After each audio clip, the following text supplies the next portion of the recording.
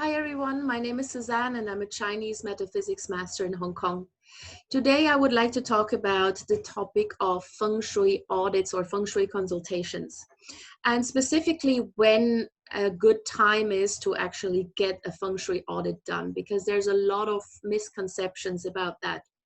Now, what happens to me a lot is that clients come to me and say, hey, I just moved into a new office or into a new home. Can you do a Feng Shui audit? And then I come do the audit and it turns out that the property is actually not so great. Now, I always tell my clients, look, call me in before you sign the contract for this property, yeah? Unless it's absolutely urgent and you have no other choice. But why not call me in before so that we can actually check whether this is a good place for you or not.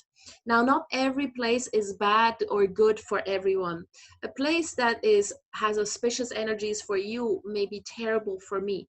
Yeah, it always depends. So there's not like an overall assessment that is valid for everyone.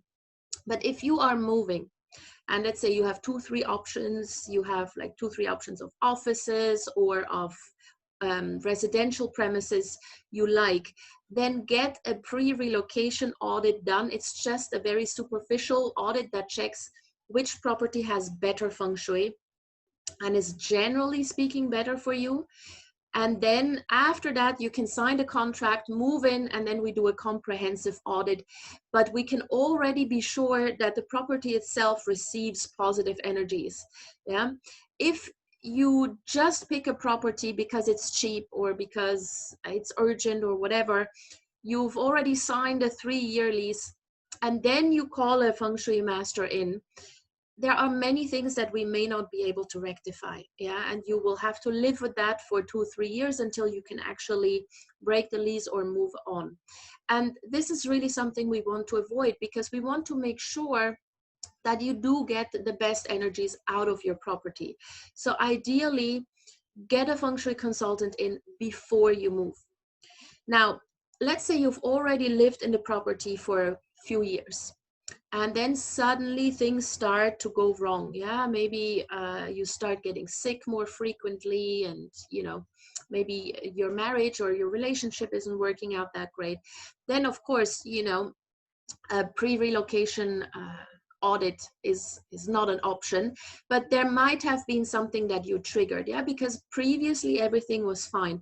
And then of course it is a good idea to call in a feng shui consultant and see what happened and how to rectify that problem, right? So this is a second option for when you could call in a feng shui consultant. If everything is fine, if your life is working perfectly, you're healthy, your career is on track, your relationships are great, then there's no need to do a feng shui audit. It's a waste of time, it's a waste of your money as well, right? You only call us in to make sure that A, you get the best property if you have several options, or B, when something suddenly is out of the ordinary and doesn't work out anymore. But if everything is great, life works smoothly, everything is perfect, then there's no need for a feng shui audit. And then lastly, the last instance in which you would get a feng shui audit is just prior to Chinese New Year, when the energies change. Yeah, usually you do this in December, January.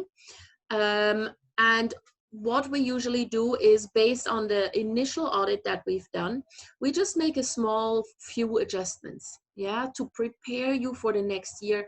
Make sure that we neutralize negative energies before they even arrive at your property on February 4th of each year, and to ensure that you will really get the most of the auspicious energies of the coming year.